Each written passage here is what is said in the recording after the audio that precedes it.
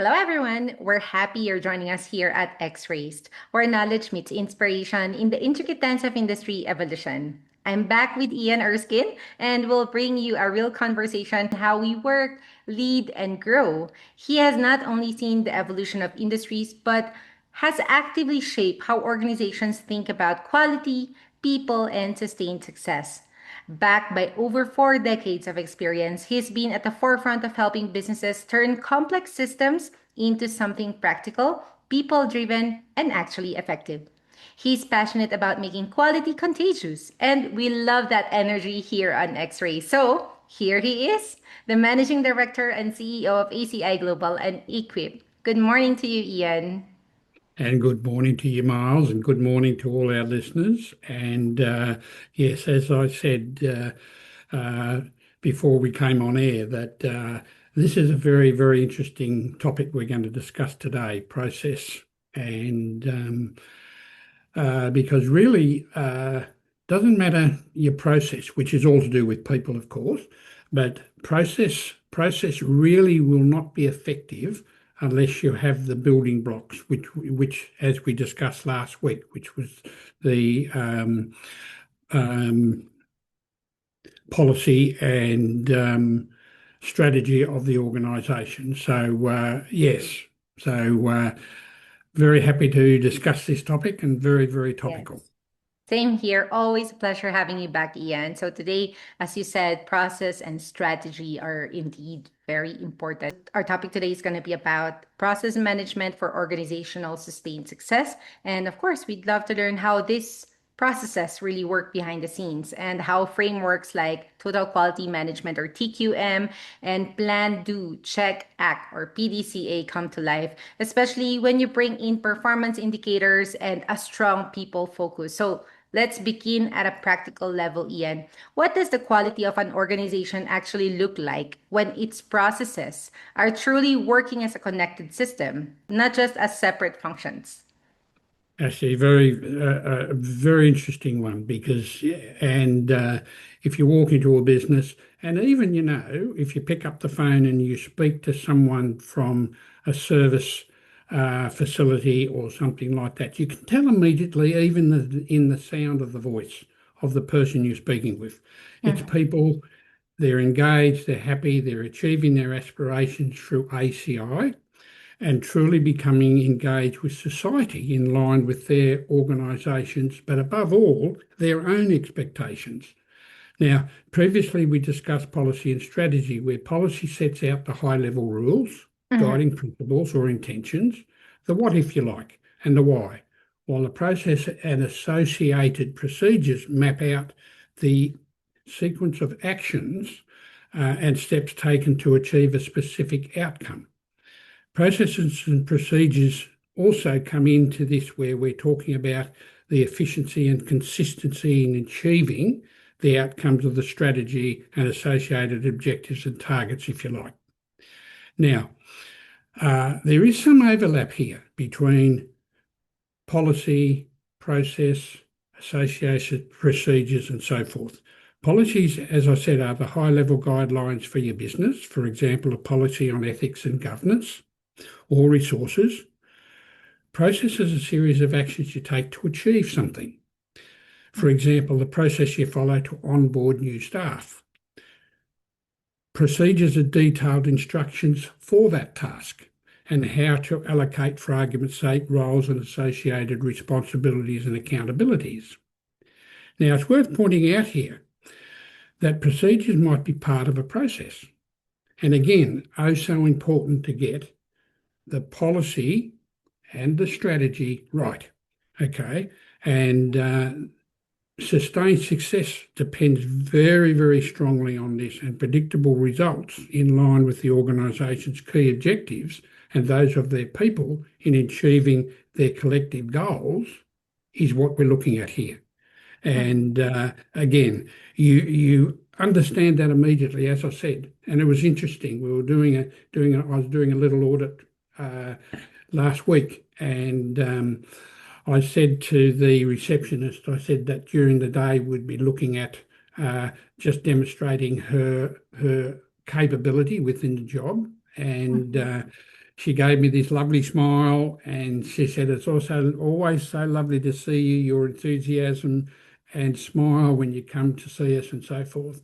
And she told me a little story. She said that the other day that she'd come to work, she's a little bit under the pump and things like that. And she answered the phone and she started talking and the person on the other end of the line immediately spoke up and said, you don't really sound okay today. Is everything all right? And she said, she sort of chuckled over the phone and said, well, no, I'm just a little bit under the pump and everything's fine now, having spoken to Mhm. you, and good morning. And immediately the person said, right, okay, now I can see that enthusiasm and everything coming through. And again, that's the point I'm making, is that cognitive thinking, the ability to understand each other and each other's moods, Mhm. the way they're thinking, their enthusiasm, and even their aspiration is oh so important at the very start, where your conversation starts and things like that. And this is why it's so important to get your policy and your strategy right at the very start, and Mhm. then back it up with your policies and your procedures and your actual actions that you actually do. Yeah, it's really interesting how you put everything together, Ian, because when people are genuinely engaged and growing, there is a significant difference across the organization. I mean, the people will want to be part of that system, which is where sustained success, as you said, really starts to show up. And building on that idea of flow and connection, where do most organizations still get it wrong, particularly when it comes to defining process interactions, performance indicators, and aligning all of that with real business outcomes? Well, this is where I think, as you're right, people still tend to get it wrong. And number one, I think, um, and I relate this to new businesses because there's a tendency to, and I think we're seeing this all around the world, where there's a lot of businesses beginning to align themselves with governments, bureaucracy, and things like that. Now, the problem I'm seeing is they take the thoughts and the guidance from the government body or whatever and say, oh, magnificent, let's start the organisation. And a good example is our National Disability Insurance Scheme, and where we have lots of people wanting to join because rightly or wrongly they see it as a money making exercise, right? Two hoots with the objective of what they're trying to achieve with aged care, disability, and things like that.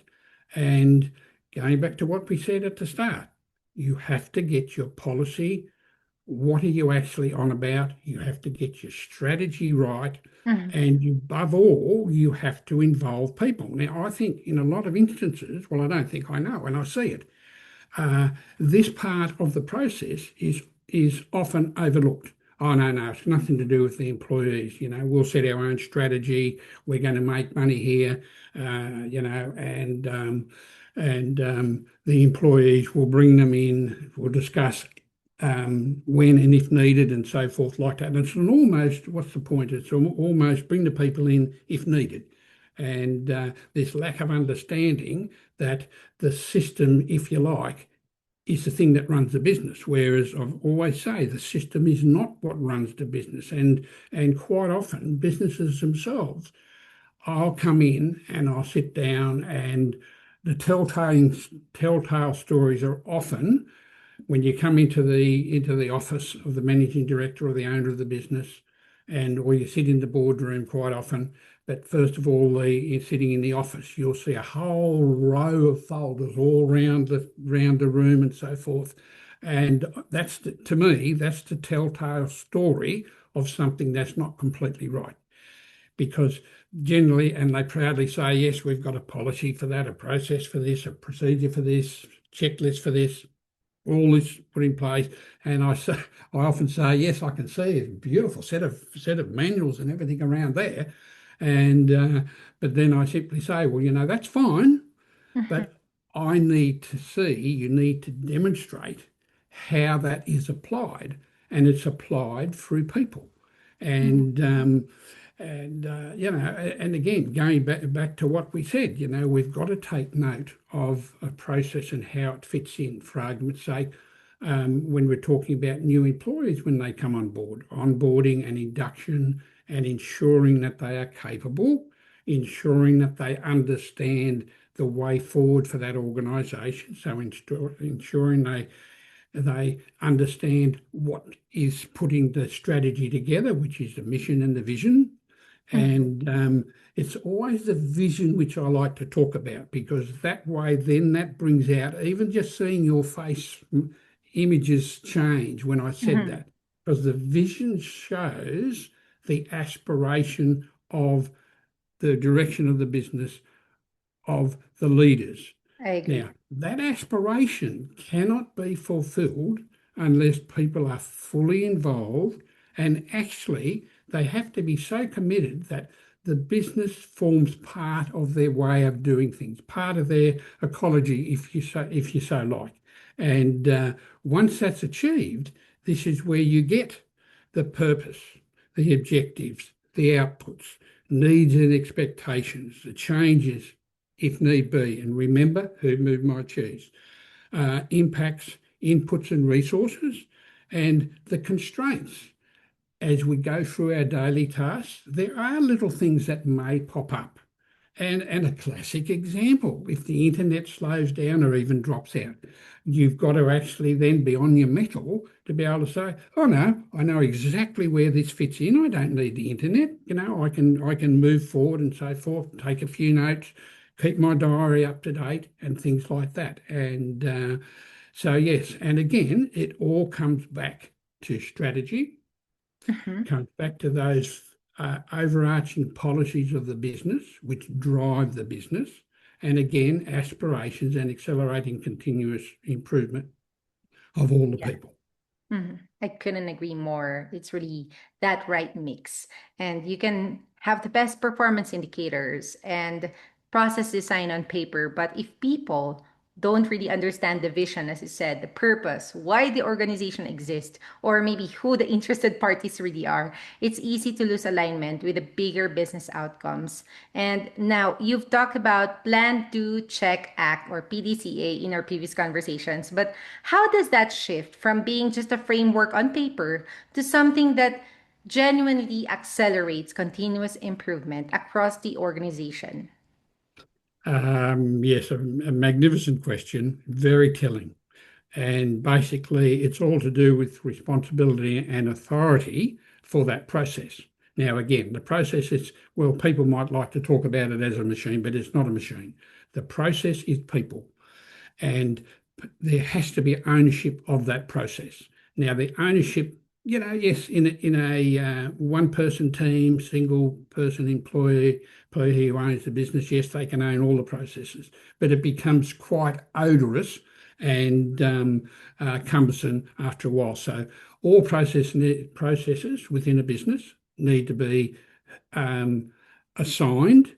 And again, quite simple, for argument's sake, accounts. Accounts need to be in charge of a person who has that responsibility to ensure that the invoices are coming in, they're being looked at, checked for validity, paid on time, employees are putting their timesheets in, and Mhm. things like that, checked, validated, and payments on time. And it's interesting, and this is where it comes. And actually, I quite often see this where the paymaster or the payroll person will come rushing past me with a big grin on their face. Ha ha! It's time for everyone to be paid today. And I often look at them, and when I sit down and discuss with that person her her or their aspirations within that role, they're always coming back to me looking at ways that they can improve that process, right? Mhm. And ultimately, there's occasions where I've had the person in charge of payroll will sit with me and they will discuss. It's not a concern, but they will discuss that there's been some issues in certain roles. Some of the tasks aren't being completed on the time. the payroll checklists, timesheets are coming in and being checked. And you get that flow of information between the directors, the payroll person, and there's this banter between all three, which now you bring in the employee, you know. So what's slowing down your role? And quite often, this is where you get, and the challenge comes generally from the person themselves. They will say, oh, look, I'm just having a little bit of trouble of fitting in those extra guidelines that we've put in place because our new client is requiring that extra level of perfection within the product. Mm-hmm. And this is where, again, this is oh so important. You get that engagement of everyone from the owner to the senior manager to the person on the floor. You get that ownership, and this is where the responsibilities, authorities, and roles of the process owners are recognised throughout the organisation, and that people associated with the individual's process have the competency needed for the tasks and activities involved to be achieved. And again, drive that accelerating continuous improvement, drive the aspirations, and again, ultimately drive sustained success for the organisation. Yes, and I like that shift, Ian, because it makes PDCA feel less like a checklist and more like a shared responsibility when you've got this clear ownership and the right level of authority. As you said, that's when continuous improvement and sustained success actually start happening day to day and not just during reviews. And speaking of habits, that naturally brings us back to people. How do responsibility and authority for processes, along with tools like ACI Global 360 PDR Profile, help build real people engagement, people development, and ultimately future ready leadership within a TQM environment or total quality management? Actually, again, a brilliant question. And again, often um, when I'm doing training and when I'm talking with organisations, I often talk to people about plan, do, check, act, and the interaction of those four, which is Mhm. the interaction within a process. And I'll often talk about, okay, just think of this.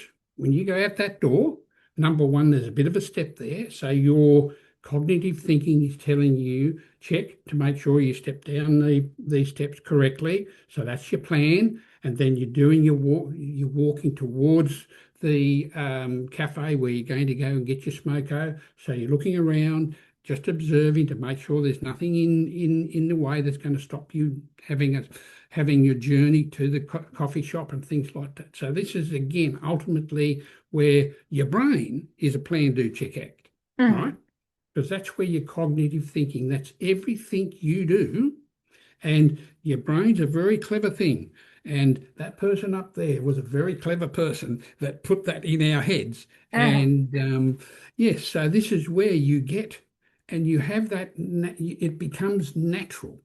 Plan, do, check, and then you do what you're doing. Plan, do, check, act. And yeah, so now within that process, the cognitive thinking, again, this is what we talk about. That's your human skills, is your brain, your cognitive thinking. Okay. And a very big part of the next step, which is the doing, is you have to have the skills to do that. And again, that comes back to the human factors, training, knowledge, and making sure all these are in place to ensure that you can then go to the next step, which is the checking phase. Okay. And people say, oh yes, but I've got to have a checklist. No, not necessarily.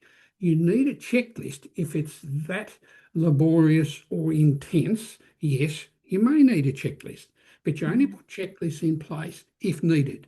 And this is what I say to people in reference to policy, processes, procedures, checklists, manuals, and so forth.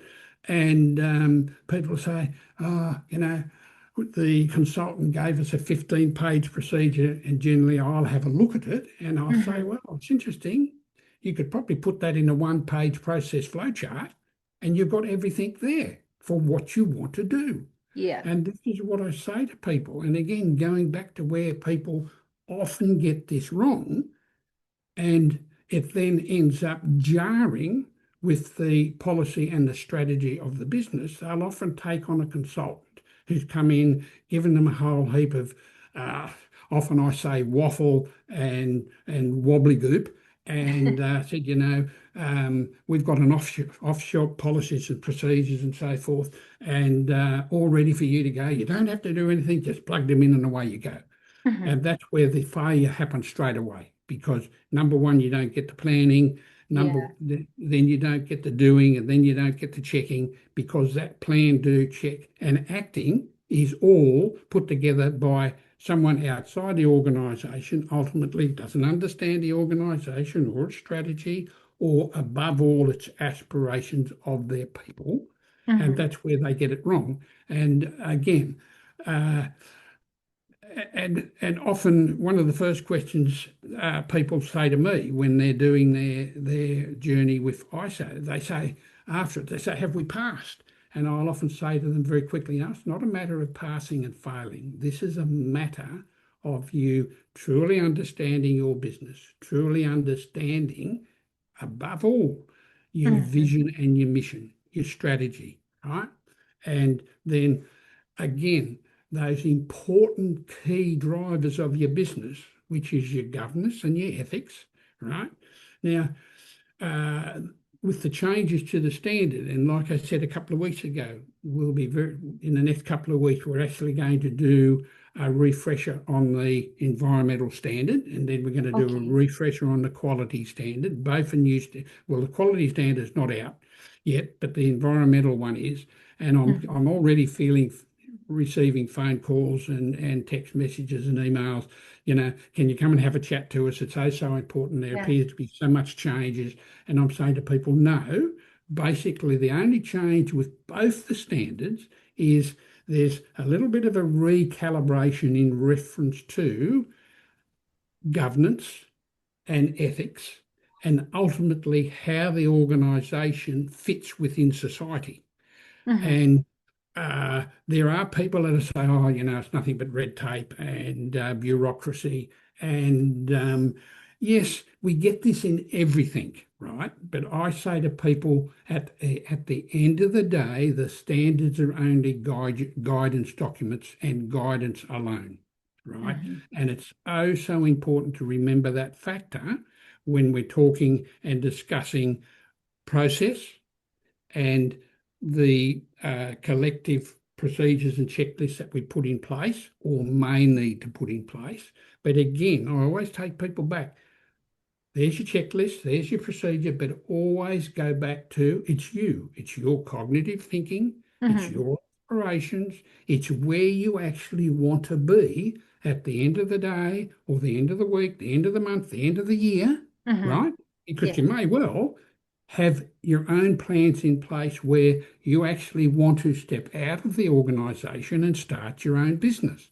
Yeah. That's what we call fostering aspiration, and a business has to have this ability to be able to foster Uh-huh. the ongoing aspirations of their people. Okay. Mhm. And I often challenge directors and owners of the business. You may ultimately find someone within your business is going to run actually faster than you are because they have that higher goal in life of what Mhm. they want to achieve. You should foster and encourage that. Yes. And that applies to a lot of aspects in life. You have to really have that goal, that vision set. So, going back, seeing the processes as a connected system with a real people focus. When you combine that with something like the ACI Global 360 PDR profile, you're actively building capability, engagement, and of course, future ready leadership. And to bring it all together, Ian, how do organizations move beyond compliance through conformance into something more meaningful where ISO certification, continuous professional development or CPD, and a strong people focus actually drive long term sustained success? Yeah, so again, to cap this off and finish this very important topic, this is where you need to have a maintenance of the performance attained. Processes Mm. should be operated under controlled conditions. Again, by controlled conditions, again, it's people in charge. It's people working towards their accountability, their responsibility, and their own aspirations. And regardless of any planned or unchanged changes, the organisation needs to evolve to determine what procedures, if any, are needed to manage that process. Because again, I challenge people to simplify the process, simplify the procedures and the work instructions, just align them. And again, this becomes a challenge between the senior management and the people themselves. Simplify everything, simplify it. Challenge yourselves to think yourselves. Challenge your cognitive thinking, right? And it's interesting to listen during our interviews, Miles, when you introduce topics in reference to you need to conform to comply. Yes. That's something now that is becoming embedded in your way of life, embedded in your thinking, and you can see this. You can even see it in your facial actions where you're happy to conform, to comply. And this is what this is all about. Policy, procedures, checklists, everything, they're worthless unless the person that is performing that task has the ability to put in action what they are thinking. Now, what you are thinking is your cognitive thinking, right? And then you then get from the other side of your brain, you get the strategic thinking, if you like, right? Which kicks in all the time, every second of the day. That's kicking in, driving you to achieve where you want to be at the end of the day, the end of the week, the end of the month, the end of the year. And aspiration is what this is all about. And again, often I stop myself, have a look at the standards, and challenge and put myself in a position. Yes, I'm reading that, but my brain is thinking ahead of that, simplifying that, and making it fit for purpose. And that's what we're talking about there here. It Mm-hmm. has to be fit for purpose to fit the engagement of the people, which drives the sustained success of the organisation. Mm-hmm. Well, who wouldn't be happy to conform to comply when you're learning from someone like you?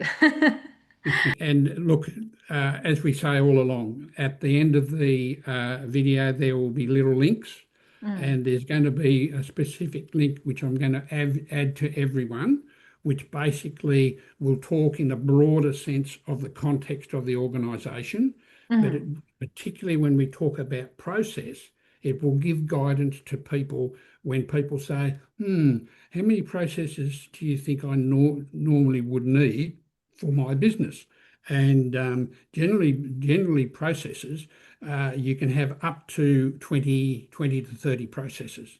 mm, Normal businesses have somewhere between 10 and 15. mhm. And like I said, we'll have a link for them where they can go in right from the word go. They can have a look at the context, internal issues, external issues, go down, and you'll see a section on processes and plan, do, check, act. There's a simple process flowchart which demonstrates that. So yes, and again, when you view the video, please click the likes and please. And I'm now starting to get lovely feedback coming through from the podcast. And I'll say to everyone, that's how we get success in life is Mm, for people giving you that feedback and things like that. And even I walked into the coffee shop the other day uh-huh. and was greeted with a lovely smile. And both the girls said to me, "Mr. Erskine, you haven't been here for nearly over a month." And I said, "Yes. I've just been being very careful of the fuel we use at the moment because it's Yeah, very expensive, yeah. and using public transport a lot more and things like that." And they said, "Oh yes, we're the same." And a big grin comes on their face. But anyway, it was lovely. Yeah, well, looking forward to that, and we'll make sure to include those links so that it's easily accessible for everyone. And what a way to bring it home because moving beyond compliance through conformance is where the real value is. And when people have these right skills, right support, and understanding of impact, ISO certification and CPD stop being requirements. They become part of how the organization naturally sustains and improves its performance. Thank you so much for leaving our audience with a lot of value from day one, so they can try to move from, just functioning to actually thriving. Thank you so much, Ian, for being here. No, absolute pleasure. And just a final comment from me, again, to make it so simple, and it is so simple, because in actual fact, what all this is about is rule of law and primary duty of care.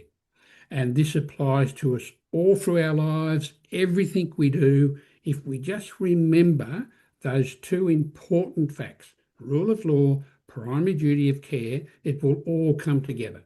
Do it Mm, once, do it right. But yes. lovely to see you again, Miles, and I look Same forward to here. our discussion next week. Yes, thank you so much, Ian. So, thank you everyone for staying with us. If you'd like to strengthen your organization or prepare your teams and systems for ACI Global certification, this is definitely a conversation worth revisiting. So, go check the links in the description to learn more. And of course, we're also streaming this on the ACI Global website, as Ian said earlier. And let us know what you think in the comment section. Don't forget to click the like button. And that's a wrap. I'll be back with Ian soon. This has been your host, Miles. Stay focused, driven, and inspired with X-Rays.